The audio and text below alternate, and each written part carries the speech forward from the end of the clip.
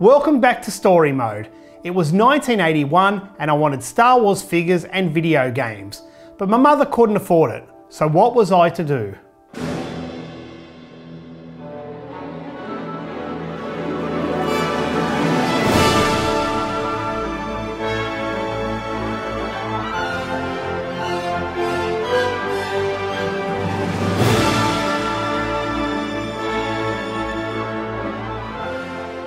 "1981, what a year.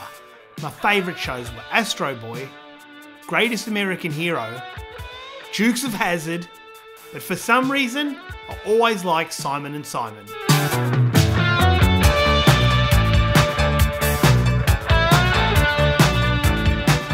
And what about the movies? Car Chases with Cannonball Run. George Lucas gives us the action-adventure Raiders of the Lost Ark. Bill Murray and Harold Ramis team up in Stripes. But we are willing to learn. Yeah, would they send us someplace special? But as a James Bond fanatic, it was always going to be For Your Eyes Only. And in 1981, the music was incredible.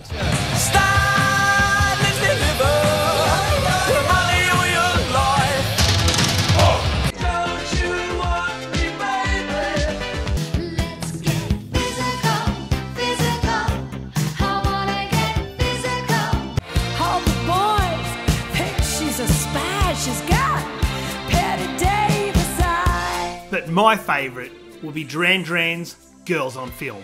Girls on film. Girls on film. But what about video games? Miss Pac-Man, we see Mario for the first time in Donkey Kong, Galaga, and the arcade classic Scramble.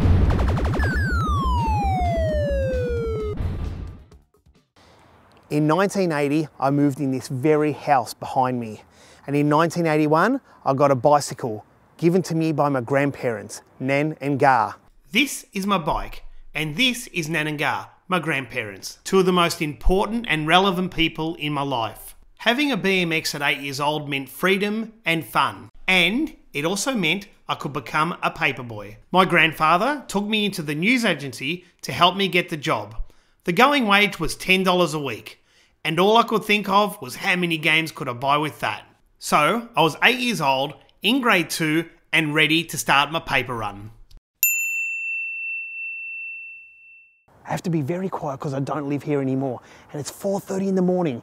That's the time I got up to do my paper run. I did the early morning shift.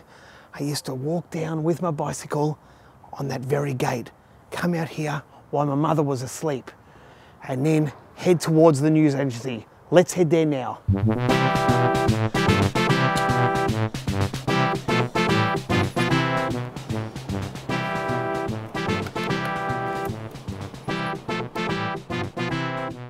Every morning while riding to the news agency, I always remember thinking, I can actually ride my bike around this time of morning and get paid for it. How awesome's this?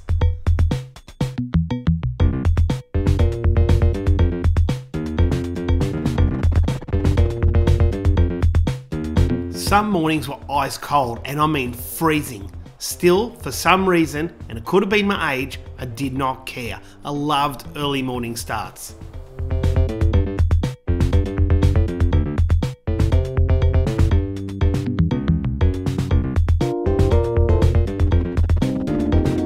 Okay, here we are. This is actually 5 minutes ride from my old house to the news agency. I used to come here every morning, 4:30, wrap up papers, get papers ready in my paperboy crate, and go and do my paper run. I always would carry a spare paper or two in case I ran into the milkman. That way I'd get a free Big M in exchange. I don't have a lot of memories of the places I used to deliver to. However, I have a lot of memories of the games I bought. $10 wasn't a lot, but it definitely was enough to buy games. Some of the games I remember buying was Keystone Capers, Action Man Action Force, and Cubit for the Atari 2600, because that's all I had at the time. As the years went by, my attention started to divert to somewhere else. Television shows. Setting my ways, losing track of the days.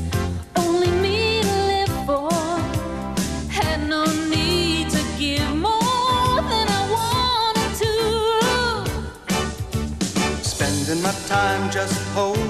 line, never getting caught up. Love was never brought up, it's not the thing to do. Ooh, It was you. then came you.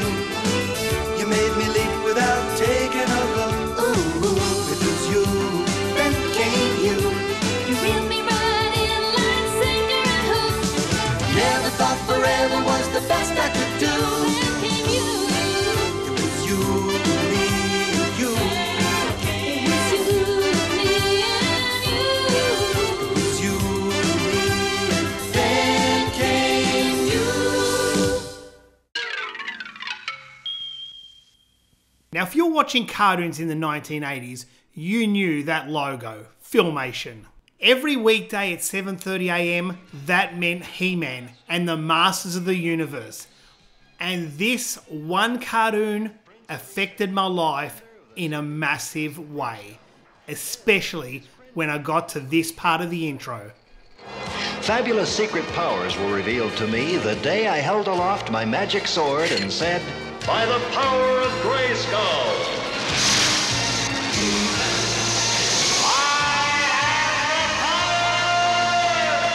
So this is the influence He-Man had upon me when I was a kid. And look, I have to say, these were all back in the day. They are bringing back a flood of memories. Now look, most of the figures were back in the day. There were a couple that I got in the mid-90s when the figures, you could go to swap meets, you know, toy swap meets, and pick up a figure for like 20 cents, 50 cents. Those days are well and truly gone. So what can I tell you about He-Man? Well, as you can see, I was pretty obsessed. I had more vehicles and figures and I can't really find them all. This is all I could find. I remember cleaning out my He-Man collection, some years ago. I was doing a video and I had more than this, so I don't know what's happened. They just may be in a separate box. And I've given them to my son, Luke, and my daughter Zelda to play with. She kind of likes them a little bit more than Luke, but he's starting to find a bit of love for them as well. Well, what was my first figure was this one here, and that is Skeletor. Now, I remember walking into a toy shop known as Toy World and seeing Skeletor on the shelf. There was other figures, but I can't really remember. Definitely He-Man was there, and this was early on, so the first batch of figures, let's say. And I saw Skeletor and I thought, oh my goodness, I have got to have that figure. And it was the first one I bought. Now, I remember it was $8.50 to buy this figure. My mother was not happy because it's quite expensive compared to Star Wars figures. They were way under half the price. But you get more with Masters of the Universe. You just get more with it. Look at it, it's more chunky. You know, they twist. Well, this one's not twisting anymore, but usually they have a spring in it. It's probably gone. A lot of these figures are old now. You know, they're 5 years old, and you know, they're kind of breaking down. Mechanic down there's lost his arms. You know, the rubber wears off their legs. But you can fix this. There's fixes online of how to kind of bring him back to new. But that was my first figure, Skeletor. My second figure was Beastman, and he's up there on my Snake Mountain. That Snake Mountain, my mother gave it to me for Christmas. I love that. That was my first stronghold that I got. Then I got Castle Grayskull, and then I got the Fright Zone, which is Hordak's Castle, or Hordak's Stronghold. I remember getting next Triclops, and he is one of my all-time favourite figures, him and Trapjaw. I'll talk about Trapjaw in a minute. Look how long that sword is. That's awesome. It's green, something about it, and just look at Triclops. And you know, he's got his normal kind of vision there. It's when he's normal. That's when he's getting a bit angry, and that's when he's full on angry. That's Triclops. I loved all the cartoons.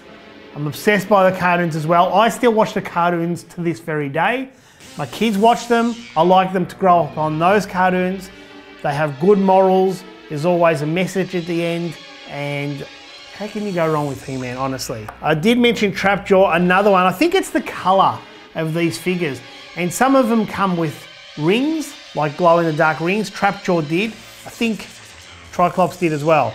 I'm missing his guns. They're probably somewhere, and you can clip on a hook, all this type of thing. And you see he's got a little hole in his head, no, not in his head. He's got a little hook there. I remember putting fishing wire from one tree to another. So putting Trapjaw in the fishing wire and then tying it, and then having Trapjaw swing and then kick He-Man. That sounds bad, doesn't it? It's like, more on the baddie side than the goodies. And I just think the baddies kind of had, I don't know, they kind of had more colour. The goodies were a bit bland, I felt. Not He-Man, He-Man's He-Man. But you know, just some of them weren't the greatest. But hey, I did like it. I like Fisto, he's missing his armour. Ram Man, oh my goodness. So I remember getting this one and I remember putting him on the side of my bed. Had a little bedside table. And his axe, I don't know where that's gone. I'll just show you here. Yeah, he still works. So it's got a little spring there and obviously it releases the spring. And that's how Ram Man was in the cartoon. He'd spring along and it was good. The other thing is comics. Every figure would come with a small comic book, a small story. This one's Fisto's comic and you can see Fisto's mainly in the comic. They would usually be about that character and that's pretty good. That's called Skeletor's Dragon. It's good to share them with the audience and this is what I grew up on.